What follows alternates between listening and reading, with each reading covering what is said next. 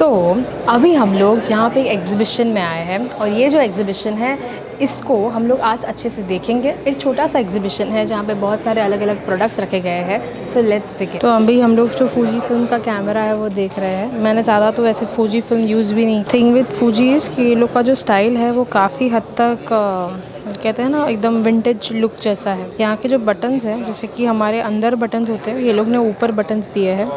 तो ये shutter speed है, यहाँ पे ISO है और यहाँ पे एक्सपोजर डायल है। तो यहाँ पे ऊपर से ही सारा कंट्रोल करना है, आपको अंदर जाना ही नहीं होता है। So which is very user friendly. Usually हमारे यहाँ पे एक डिजिटल पैनल रहता है जहाँ पे आप जब देखते हो तो वहाँ से आप कंट्रोल करते हो और बटन दबा के आप देखते हो कि इसका फ़ोटो क्वालिटी, कलर क्वालिटी ये वाला है। इस बारे में भी आप क्या है इसमें?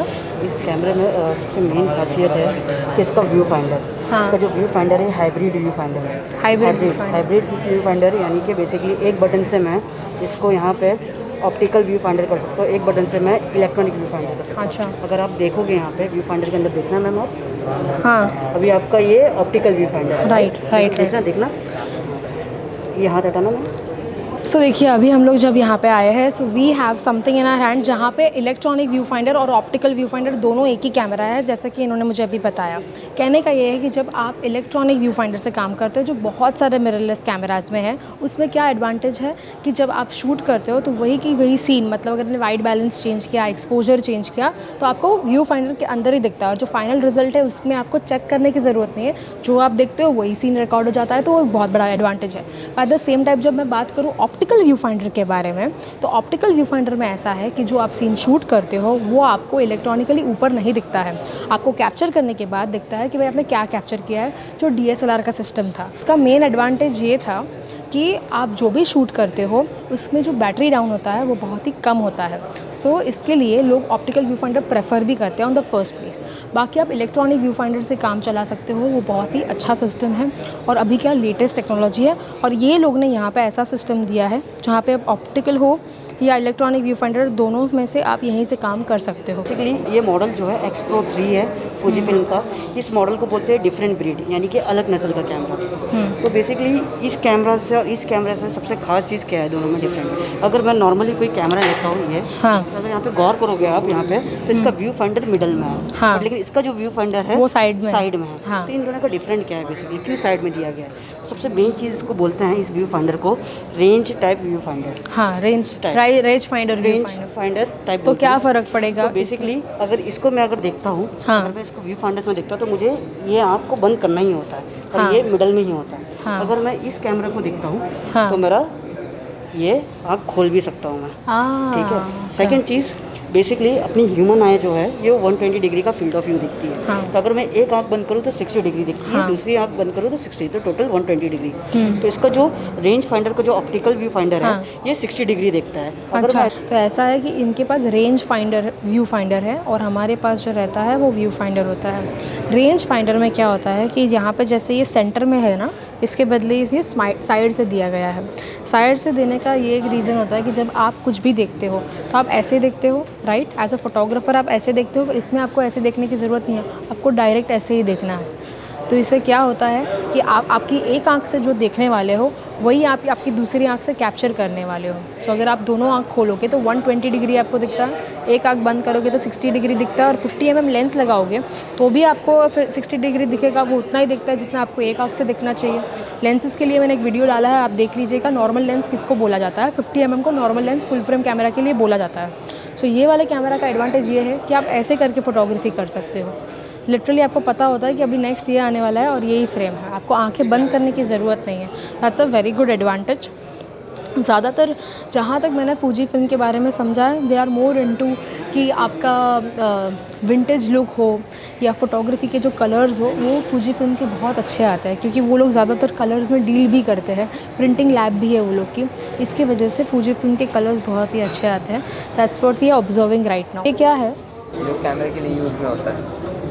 अरे ना, थोड़ा ना, अच्छा, ग्रे कार्ड है। सो देखिए, जैसे कि मैंने आपको ग्रे कार्ड के बारे में बताया था, तो वैसे ही वही जो ग्रे कार्ड रहता है उसी का है ये। देखो जैसे कि ये जो उन्होंने पैड दिया है, अभी यहाँ पे क्या होता है, जैसे ही आप उसको खोलते हो तो ये ग्रे कार्ड, साथ ही साथ ये सारे कलर्स, ये सब कुछ इसके अंदर अवेलेबल रहता है। तो जब भी आप कोई इवेंट में या कोई फ़ैशन शूट या प्रोडक्ट शूट करते हो, तब आपको क्या करना है, इसको ऐसे खोल देना है। पहले इसका फ़ोटो लेना है जिसमें ये सारे कलर्स अवेलेबल रहते हैं, ठीक है। और उसके बाद ही चीज़ का आपके सॉफ्टवेयर में जब आप फ़ोटोशॉप यूज़ करोगे तो इसी का जो रहता है, उनका डेटा डॉक्यूमेंट रहता है, वो लोग ने आपको दिया गया रहता है फ़ोटोशॉप के लिए। आप जो भी सॉफ्टवेयर यूज़ करते हो, उसके बाद आपको जितने भी फ़ोटोज़ आपके कलर करेक्ट करने हैं, बस इसके ऊपर पिकर मार देना है, पिकर से, कि भाई ये कलर्स का मैंने शूट किया है। तो जितने भी फ़ोटोज़ आप शूट करते हो उसमें ट्रू कलर्स, राइट शेड्स आ जाते हैं। मतलब वो कलर करेक्शन का जितना भी प्रॉब्लम होता है वो सब इससे निकल सकता है। साथ ही साथ देखो यहाँ पे ये लोग ने ये प्रोडक्ट रखा है, इसका मतलब ये है कि इसको मॉनिटर कैलिब्रेशन बोलते हैं। जैसे कि काफ़ी लोग बोलते हैं ना कि जो भी हम लोग देखते हैं अपनी स्क्रीन पे, वो उसको हम प्रिंट नहीं कर सकते हैं। जब हम प्रिंट करते हैं तो कलर्स कुछ और ही हो जाते हैं। क्यों पता है? क्योंकि आपका जो प्रिंटर लैब वाला है और आपका जो स्क्रीन है, आपकी जो स्क्रीन पे आप काम करते हो, वो दोनों का कैलिब्रेशन नहीं है। कैलिब्रेशन मतलब वो दोनों सिंक में नहीं है। अगर जो स्क्रीन पे आप काम करते हो उसको आप कैलिब्रेट करोगे, मतलब उसको ऐसे ऑटो ट्यून करोगे, ट्यून अप करोगे, उसके कलर्स, उसकी ब्राइटनेस वगैरह, और उस हिसाब से काम करोगे। और वही चीज़ अगर आपके प्रिंटर वालों के पास भी वही कैलिब्रेशन होगा, तो क्या होगा, आप जो देख रहे हो वही चीज़ प्रिंट होगा। सो इसके लिए वो लोग ये वाला यूज़ करते हैं। जैसे ही आप आपके स्क्रीन के ऊपर इसको लगाते हो, पूरा सिस्टम फंक्शन होता है, वो ऑफकोर्स वो लोग आपको सिखाएंगे। और उसके बाद जो भी आप आपकी स्क्रीन पे देखते हो चीज़ छप जाती है वहाँ पर, मतलब પ્રિન્ટિંગ के वक्त का एक शॉट હોય ને જેમાં સન રેઝ આવે છે, સાચું કહું તો આ જે કામ છે ને स्वामी ये બધું काम। सो देखिए अभी हम लोग ने क्या किया है कि यहाँ पे बहुत सारे लेंस पड़े थे और हम लोग यहाँ पे प्रोडक्ट्स ट्राई कर सकते हैं। तो पार्थ के पास ये जो 24-105 का लेंस था ना, जो उसने सोनी के A7 III पे लगाया था, वो निकाल के अभी हम लोग ने कौन सा लगाया, 24mm f1.8 लगाया है, और जिसकी वजह से सैमसंग का ये वाला लेंस लगाया है। और देखो कि कितना अच्छा बोके मिल रहा है पीछे। तो अभी आप जो देख रहे हो वो ये जो लेंस लगाया है ना, उसको हम लोग 50mm 1.4 बोल सकते हैं, सैमसंग का वो लेंस लगा के अभी मेरा शूट चल रहा है। आप देख सकते हो कितना अच्छा बोके मिल रहा है मुझे, और शार्पनेस भी अभी आप चेकआउट कर सकते हो। तो अभी हम लोग यहाँ पे ना गिम्बल्स देख रहे हैं। Gimbals are a very good investment अगर आप सिनेमाटोग्राफर बनना चाहते हो। देखिए अगर आप सिनेमाटोग्राफी कर रहे हो, सिर्फ आपका काम मोनोपॉड या ट्राईपॉड से होगा ही नहीं, आपको गिम्बल मोमेंट्स की ज़रूरत रहेगी। आप स्लाइडर शॉट्स भी अगर ले रहे हो तो भी आप कितनी बार स्लाइडर्स लगाओगे, कितनी बार आपको फॉलो शॉट, बैक शॉट, ये शॉट वो शॉट लेना पड़ेगा, 360 डिग्री शॉट। आप चाहो तो हैंड हेल्ड ले सकते हो, पर हैंड हेल्ड इतना मज़ा नहीं आता है, हाथ इतना स्टेबल नहीं रहता है, इसीलिए लोग गिम्बल यूज़ करते हैं। और पार्थ भी गिम्बल यूज़ करता है। तो आज हम लोग ये ट्राई करेंगे। अभी मैं पार्थ को बोल रही हूँ जो अभी शूट कर रहा है कि अभी हम लोग गिम्बल लेके देखते हैं कि क्या एंगल में फ़र्क पड़ सकता है। सो अभी देखिए हमारे पास यहाँ पे गिम्बल है, तो कुछ इन्होंने प्राइस लिखा है 26,500 का, और ऐसा बोलने में आया है कि ये लोग के पास ब्लैक कलर होगा, आपसे वाइट कलर नहीं होगा, ठीक ही है। अभी देखो क्या है कि हम लोग यहाँ पे ये देखने वाले हैं कि ये गिम्बल फंक्शन कैसे करता है। See when it comes to weight, हाँ थोड़ा सा हैवी है, आपको गिम्बल का वज़न तो है ही, और गिम्बल का वज़न इसमें भी आपको मिलेगा ही। साथ ही साथ यहाँ पे टिल्ट, रोल और पैन, ये 3 ऑप्शंस दिए गए हैं, ठीक है। अभी गिम्बल का सबसे मेन एडवांटेज क्या होता है, क्यों लोग गिम्बल यूज़ करते हैं। फॉर एग्जांपल आज आप हाथ से शूटिंग करोगे ऐसे, तो आपका हाथ हिलेगा, आप हिलोगे, आपका सांस लोगे तब आपका हाथ हिलेगा। अगर सपोज़ मैं चल भी रही हूँ, मैं खुद भी मोमेंट करूँगी, राइट, अगर मैं चल रही हूँ तो मेरा मोमेंट तो होगा। गिम्बल क्या करता है कि इसको स्टेबलाइज़ कर देता है। फॉर एग्जाम्पल अगर मैं चल रही हूँ तो भी देखो ये स्टेबली कैमरा मूव कर रहा है, अगर मैं पीछे आ रही हूँ तो भी वो स्टेबल है, आगे चल रही हूँ तो भी स्टेबल है। देखो कैमरा कितना भी आगे पीछे ले लो, वो स्टेबल शॉट देता है, जो सबसे ज़्यादा इंपॉर्टेंट होता है। जो भी आप शॉट लो, चाहे वो बहुत ही अमेजिंग क्रिएटिव मोमेंट हो, पर अगर वो पूरा का पूरा शॉट हिला हुआ रहेगा तो कोई पॉइंट ही नहीं है, एकदम ही इरिटेटिंग और बहुत ही डिस्टर्बिंग लगता है। बेहतर होगा कि आप जो भी शॉट लेते हो वो एकदम ही स्टेबल लो, और इसीलिए हम लोग गिम्बल्स यूज़ करते हैं। कोई भी गिम्बल्स आप लो, जो भी आपको कंफर्ट पड़े, जिसके साथ भी आपका ग्रिप बैठे, जिसके साथ भी जो भी उन लोगों ने फीचर्स दिए वो आपको जमे, ठीक है।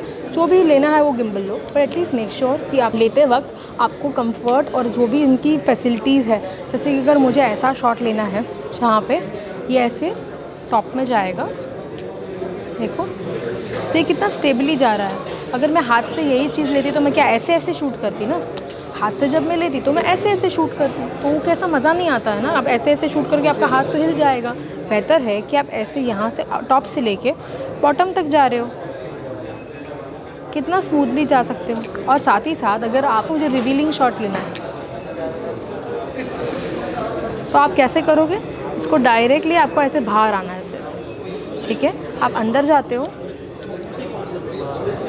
ठीक है, आप ऐसे अंदर जाते हो, उसके बाद जैसे ही आपको वहाँ से दुल्हन आती दिखे या कोई भी आता दिखे, ठीक है, आप ऐसे पैन करके यहाँ से ऐसे बाहर आ सकते हो और स्टेबली बाहर आ रहे हो। ठीक है, यूजुअली लोग क्या करते हैं, स्लाइडर लगाते हैं, स्लाइडर के ऊपर कैमरा रखते हैं और फिर उसके लिए इतना प्लानिंग करो, एक असिस्टेंट रखो जो स्लाइडर पकड़ के खड़ा रहे और स्लाइडर के नीचे 2 स्टैंड लगाओ, ट्राइपॉड्स लगाओ।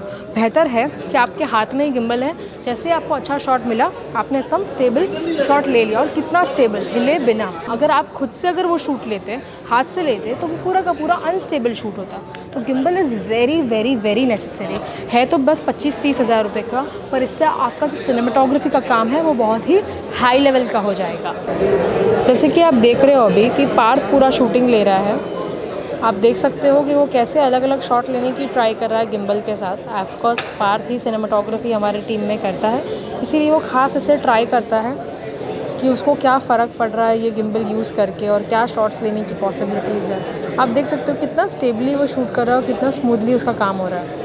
तो अभी हम लोग क्या कर रहे हैं कि हम लोग पार्थ का शूट ले रहे हैं और इसमें हम लोग यूज़ कर रहे हैं 2.8 का 18 mm यूज़ कर रहे हैं।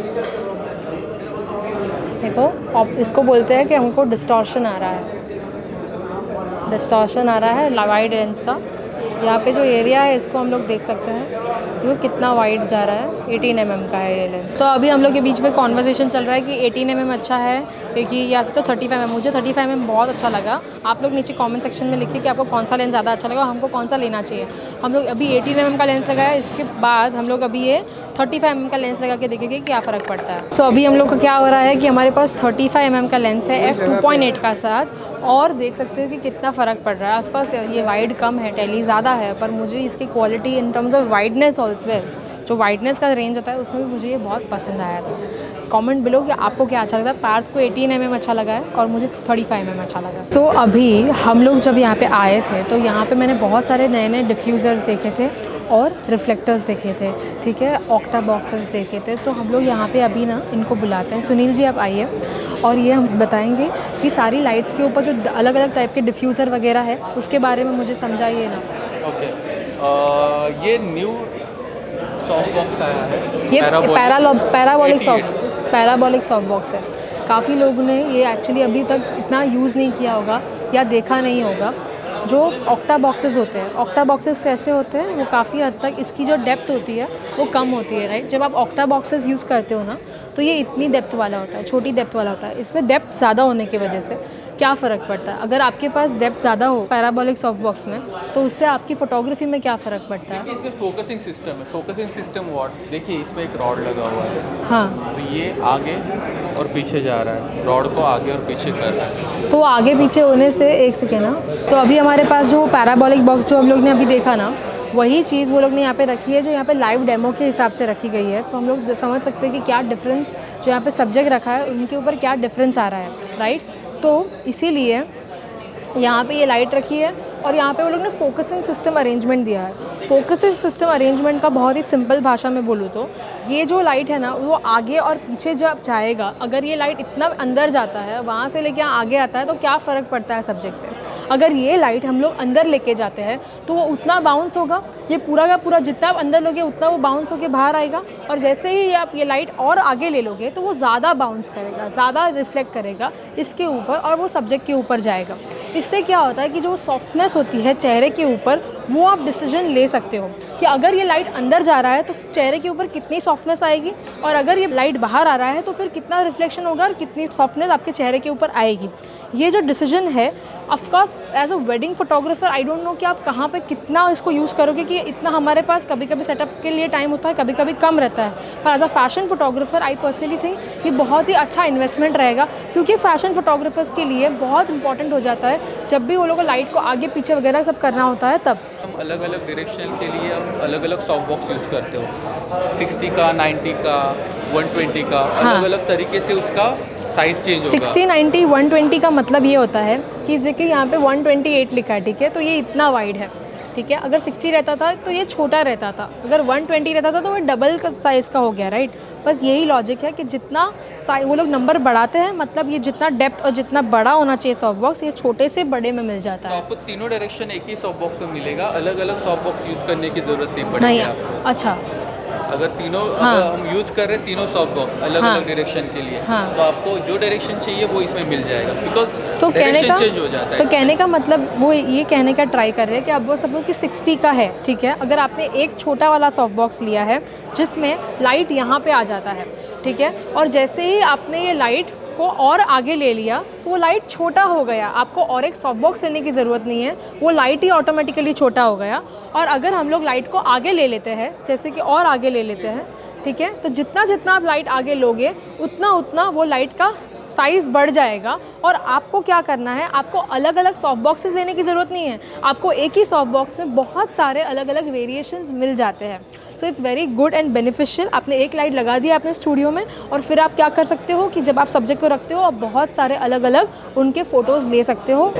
ये वाला तो आपकी कैमरा के आगे आपने लाइट रखा और चेहरे के ऊपर आया। अगर आप फ्लैट वीडियोग्राफी करते हो ना, फ्लैट शूटिंग, जब आपको कोई रिकॉर्डिंग करना रहता है जहाँ पे सपोज़ कि आप न्यूज़ रिकॉर्डिंग कर रहे हो या न्यूज़ रिपोर्टर हो या आपको एकदम फ्लैट शूटिंग करना है, तब आपको ऐसी लाइट्स यूज़ करनी चाहिए जहाँ पे वो डायरेक्ट सामने से लाइट दे रहा है। इसको रिंग लाइट बोलते हैं। रिंग लाइट तो हम लोग ने काफ़ी देखा भी है कि वो डायरेक्ट रिंग लाइट रहता है। ये सिर्फ इतना है कि ये लेंस के ऊपर ही डायरेक्ट रिंग लग जाता है, और हम लोग जो रिंग लाइट यूज़ करते हैं उसकी जो इंटेंसिटी होती है वो बहुत कम है, उसके कंपैरिजन में इसकी इंटेंसिटी ऑफकोर्स काफ़ी ज़्यादा है। अभी मुझे जब मैं ये समझा रही थी तो यहाँ पे एक जन ने पूछा कि इतना सारा खर्चा करने की क्या ज़रूरत है, आप ये जो लाइट है उसको ही आगे पीछे कर लो ना, वो लाइट के अंदर जो है उसको आगे पीछे करने की क्या ज़रूरत है, हम लाइट को ही आगे पीछे कर लेंगे।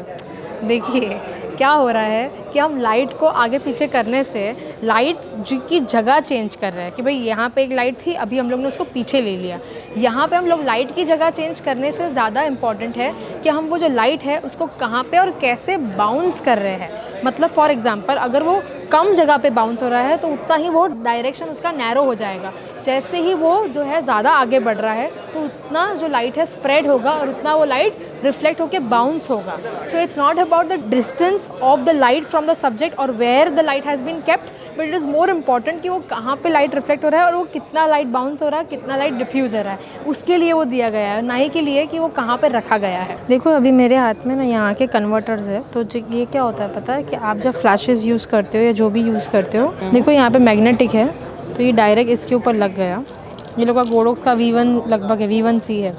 सो देखो डायरेक्ट ऐसे लग गया, और आपका ये जो फ्लैश है इसके ऊपर अब क्या हो रहा है कि यहाँ पे अभी डायरेक्शनल लाइट हो गया। आप इसको कंट्रोल कर सकते हो बांडोर जैसे स्टूडियो लाइट का इफ़ेक्ट होता है वही पूरा का पूरा बन गया। अच्छा है। और इसके साथ आपको ये नहीं चाहिए, ये वाला निकाल के ना अभी ये वाला लग गया, ये डिफ्यूज़र, अलग अलग डिफ्यूज़र दिया है और कलर भी दिया है, देखो ठीक है। कैमरा के आगे फ्लैश लग जाएगा लेंस के ऊपर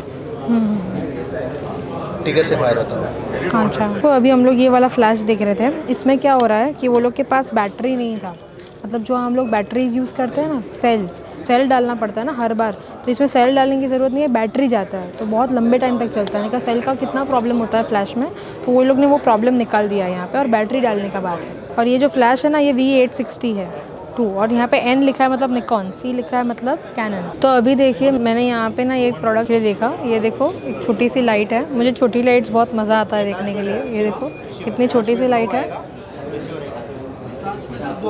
ये लाइट पेंटिंग करने के लिए, या फिर आप ज्वेलरी का शूट लेते हो तो पीछे से बैकलाइट ऐसी इफ़ेक्ट देने के लिए, या छोटा सा स्पॉट जैसी इफ़ेक्ट देने के लिए कितना अच्छा लगेगा।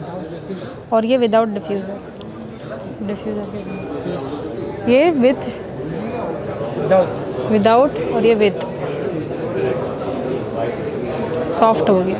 और अभी हम लोग को पता चला कि ये एक वाटरप्रूफ लाइट है ना। तो अभी प्रो के ऊपर लगाने का तो कौन सा अच्छा है, ये वाला या ये इससे कोई बड़ा वाला है, इससे थोड़ा, क्योंकि इसका इंटेंसिटी कम है ना, इसके लिए मैं बोल रही हूँ कि गोप्रो में अभी इतना एरिया तो कवर नहीं करेगा, इतना ही एरिया। इससे बड़ा तो फिर मैडम ये आएगा, ये लगेगा। ये इसमें ब्लूटूथ क्या है, ब्लूटूथ हाँ, इसका ऐप आता है ना, ऐप से कंट्रोल होता है। जैसे बाकी का रिमोट आता है ना, हाँ हाँ, इसका ये ऐप से कंट्रोल। RGB लाइट है ये, RGB नहीं, RGB नहीं, सादा लाइट है ना। देखो अभी हम लोग जो ये लाइट देख रहे थे तो ये ट्यूबलाइट जैसा लाइट है, ये वाटरप्रूफ तो नहीं है बट ये ट्यूबलाइट जैसा दिखता है। और ये पूरा का पूरा RGB है। हमारे पास ये RGB पैनल नहीं था, इसके ऊपर मैंने एक वीडियो भी बनाया था। तो ये वाला जो है ना RGB लाइट ही है पूरा का पूरा। देखो कलर, इसमें कलर वगैरह सब चेंज होता है, जैसे इसमें होता है वैसे ही इसमें होता है। और ये वाला दूसरा लाइट मैंने देखा, ये मैं सोच रही हूँ मुझे एक्चुअली गोप्रो के लिए एक लाइट चाहिए था, मैं कब का ढूंढ रही हूँ। कैल्विन है, कलर चेंज नहीं होता है,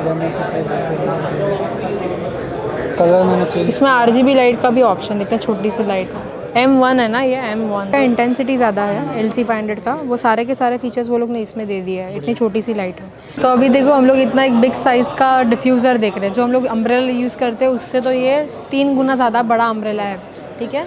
और इसलिए इन लोगों ने क्या किया है, इन लोगों ने AD400 Pro रखा है। तो AD100 का मतलब होता है कि वो सबसे छोटा पावर देता है। ये रहा AD100, ये रहा, देखो AD100 एक छोटा सा लाइट है, इसका इंटेंसिटी कम रहता है। मैंने काफ़ी सारे वीडियोस बनाए जहाँ पे मैं खुद AD200 यूज़ करती हूँ, जो इससे डबल पावर का है, पर इससे साइज़ ऑफ कोर्स बड़ा है। और ये लोग ने AD400 यहाँ पे यूज़ किया है, मतलब 400 वोल्टेज का पावर है। और यहाँ पे देखो, आप देख सकते हो कितना ये बाउंस करेगा, यहाँ पे कितना डिफ्यूज़ करेगा, और फिर यहाँ पे कितना बड़ा जो चेहरा है उसके ऊपर कितना डिफ्यूज़ होके आएगा। सब्जेक्ट है या ऑब्जेक्ट है उसके ऊपर कितना डिफ्यूज़ होगा।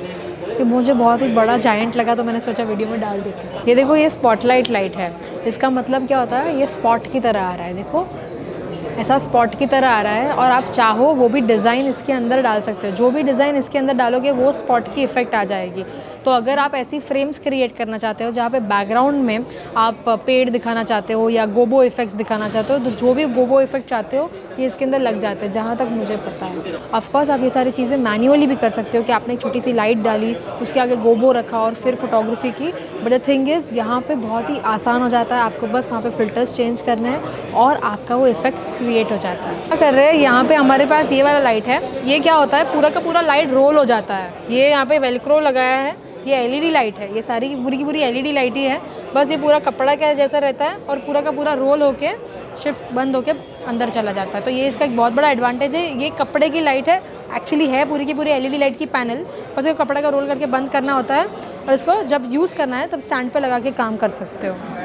लूप डेक का ये कीबोर्ड देख रहे हैं, ये हमारे ट्रेडिशनल कीबोर्ड से पूरा अलग है। ये ख़ास एडिटर्स के लिए बना गया है, ऐसा ये लोग कह रहे हैं, क्योंकि मुझे लग भी रहा है ये एडिटर के लिए है। पर मुझे ये कैसे यूज़ करना है, क्या है, मुझे इसके बारे में कुछ पता नहीं है, क्योंकि मैं भी इसको पहली बार देख रही हूँ। हालांकि थोड़ा बहुत मैंने देखा था, पर एक्चुअली यूज़ कैसे करते हैं यहाँ पे प्रैक्टिकल डेमो दिखा रहे हैं ये लोग। सो आप मेरे को दिखा रहे हो ना। ये मॉनिटर कहाँ पे कौन से सॉफ्टवेयर में चलेगा? लाइट रूम में चलेगा, फोटोशॉप में चलेगा, वीमैक्स में चलेगा, जितने रहते हो। और भी अपने को अगर कस्टम प्रोफाइल चाहिए तो वो भी अपन डाउनलोड कर सकते हैं। अगर EDS चाहिए तो EDS भी हो जाता है, EDS पे भी चलता है, ठीक है। तो अभी ये वाला हो जाता है। तो ये प्लग इन प्ले वाला है बेसिकली, आपको सिर्फ प्लग करना है और आपका काम चालू कर देना है खाली स्विच करके, ठीक है। और ये वाला जो डिवाइस है, ये वाला मल्टीटास्क वाला है। अच्छा, वो शॉर्टकट कीज़ यूज़ करते हैं, शॉर्टकट कीज़ या मैन्युअली माउस से एडिटिंग करते हैं, सेलेक्ट करते हैं। हाँ। यहाँ पे आपको क्या मिल जाएगा, सिंगल टच पे ऑपरेटिंग मिल जाता है। अच्छा, करना है, फिर उसके बाद जो भी आपका काम करना है कैसे वो आप काम कैसे करोगे। करो, एक फ़ोटो में करके दिखाइए ना। अभी वो एक्चुअली ऑफिशियली उसके लिए सॉफ्टवेयर लगता है जो हमारे पास नहीं है, क्रैक वर्जन वगैरह पे नहीं चलता है वो। अच्छा अच्छा, क्रैक वर्जन पे नहीं चलता है? नहीं, ऑफिशियली वेबसाइट का जो रहेगा, ऑफिशियल का अगर आपके पास एडोबी का ही तो ही चलेगा। हाँ ऑफिशियली जो भी अगर आप सॉफ्टवेयर यूज़ कर रहे हैं वीडियो के लिए, फोटोशॉप, लाइट रूम, कोई भी आप सॉफ्टवेयर यूज़ फॉर एग्जाम्पल आज मेरे के पास एक फ़ोटो है, आपके पास यहाँ पे सैम्पल तो नहीं है? विंडोज़ पे आपको कंट्रोल करके हाँ, एक दिखाइए ना, मेरा आइडिया तो है कि कैसे फंक्शन अभी करता जैसे है। ये है विंडोज़, हाँ, ठीक है। अभी हम विंडोज़ डिफ़ॉल्ट पे डाल देता हूँ। अब मुझे थोड़ा सा ज़रा इसका ब्राइटनेस बढ़ाना है। ओह, अभी मुझे क्या करना पड़ेगा, एक समझ लो कि इतने सारे आपको कस्टम प्रोफाइल मिलते हैं। कस्टम प्रोफाइल मतलब क्या होता है? कस्टम प्रोफाइल मतलब वहाँ पे आपको कौन से प्रोफाइल में स्विच करना है। अभी जैसे मैंने विंडोज़ है, अभी विंडोज़ के अलावा जैसे मैं विंडोज़ यूज़र हूँ, मुझे लैपटॉप पे ये करना है, अभी मुझे उसके अलावा भी क्या यूज़ करना है, इस कस्टम प्रोफाइल चेंज हो गया। तो कलर मोड है, तो कलर मोड में गए। हाँ। अच्छा, ये अभी दिखेगा नहीं क्योंकि वहाँ पे है नहीं। उसके लिए वो अच्छा, ये सारा कुछ यहाँ पे है और फिर यहीं से कंट्रोल करो। तो ये इसमें और इसमें क्या फ़र्क है फिर? ये आपको सिर्फ और सिर्फ एडिटिंग करना है। अभी जैसे मैं विंडोज़ कंट्रोल कर रहा हूँ यहाँ पे, हाँ अभी आप जैसे अभी आप यूट्यूब में भी काम कर रहे हो, यूट्यूब हाँ। पे आपको तुरंत क्या करना है, लाइव करना है मान के चलो, हाँ। और साथ में ये भी यूज़ करना है, तो उसमें लिए क्या करना पड़ेगा, पूरा प्रोसेस रहता है। आपने एक बार OBS में सारा जो उसका सॉफ्टवेयर वगैरह थोड़ा सा सेटिंग रहता है, तो एक बार करके रख लिया, तो आप यहाँ से इसको एक थोड़ा सा बोलते हैं ना मल्टीटास्क डिवाइस है ये, मैं वहाँ पे तुरंत स्विच कर सकता हूँ। अगर आपको बैठे बैठे यहाँ से आपको फोल्डर में घुसना है, डायरेक्टली फोल्डर बटन क्लिक किया, आ गए हम लोग। अपने को वहाँ पे स्ट्रगल नहीं करना पड़ता है, और यहाँ पे सिर्फ ये एडिटिंग के लिए ही है, सिर्फ एडिटिंग के लिए ही। और वो भी कौन सा एडिटिंग, लाइटरूम और फोटोशॉप का एडिटिंग? जो सेम ये कर रहा है। पर इसमें फोटोशॉप का एडिटिंग कैसे होगा, क्योंकि इसमें तो माउस ही नहीं है ना। ये देखो, ये वैसा नहीं है, माउस जैसा वाला सिस्टम नहीं है, जैसे ये वाला है। सपोज मेरे को कोई फोटो कटिंग करना है, तो फिर इसमें कैसे करोगे आप? आपको सिर्फ स्विच दिया हुआ है, सिर्फ स्विच करना है। अभी आप मुझे बताओ, जैसे आप लैपटॉप या कंप्यूटर में कर रहे हो शूट, तो हाँ। उसमें क्या करते हो, क्रॉप वगैरह करना रहा तो माउस से जाके वहाँ पे सेलेक्ट हाँ। करते हो ना, हाँ। या फिर आप कोई शॉर्टकट कीज यूज़ करते हाँ। हो। यहाँ पे आपको शॉर्टकट कीज नहीं यूज़ करना है, सिर्फ सिंगल बटन टच है। अच्छा, बाकी काम तो करना है, काम तो करना ही है, वो माउस से करना सिंगल है। टच है। वो माउस से अभी करना है। समझ लो आप कलर कर रहे हो, कलर में क्या होता है, या ग्रेडिंग लगा रहे हो आप वीडियोस में, तो आपको यहाँ पे सिंपल पड़ जाते हैं ना ग्रेडिंग वगैरह सेट करने में। हाँ, ये रहा, ये वाइब्रेंस यहाँ से कर डाला, सैचुरेशन यहाँ से। तो अभी हम लोग ने यहाँ पे कीबोर्ड देखे, यहाँ पे सब बेस्ट पार्ट है कि यहीं पे blacks, exposure, contrast, clarity, shadows जो हम लोग करते हैं, हाईलाइट्स बढ़ा दिए, वाइब्रेंस कम कर दिया, वो यहीं पे हो जाता है। सारा का सारा कंट्रोल कलर्स का, कीज़ का, सब कुछ यहीं पे दे दिया है। चाहे तो बिफोर आफ्टर चाहिए तो बिफोर आफ्टर भी यहीं पे दे दिया है। और यही चीज़ ये लोग ने डिजिटली बनाई है, हालांकि थोड़ा सा टाइम कंज्यूमिंग है इसको समझना। समझने के बाद आपको समझ जाएगा, उसके बाद आप अच्छे से काम कर सकते हो। बट द थिंग इज़, ये मुझे थोड़ा सा एकदम ही ज़्यादा ईजी लगा। ये थोड़ा सा समझना है, पर इसमें बहुत सारे कंट्रोल्स दिए गए हैं। मतलब ये आप अगर एडिटर हो तो इतना बहुत हो जाता है, पर अगर आपको अच्छे लेवल पे बहुत सारा काम करना है तो उसके लिए ये लोग ने ये वाला कंट्रोल पैनल। फाइनली हम लोग ने एक जो एग्जीबिशन रखा था वो देखा, छोटा मोटा एग्जीबिशन था, पर यहाँ पे हम लोग क्या करते हैं कि उन लोग को बहुत ही शांति से मैं सब कुछ देख रही थी, एक एक चीज़ मेरे को देखने को मिली और मैंने आपको दिखाई। सो इसीलिए छोटा सा ये व्लॉग था। आई होप आपको मज़ा आया हो। अगर मज़ा आया तो like, share and subscribe to our channel, और इंस्टाग्राम पे हम लोग को फॉलो करना मत भूलिएगा, photography_educators। Thank you so much, see you soon.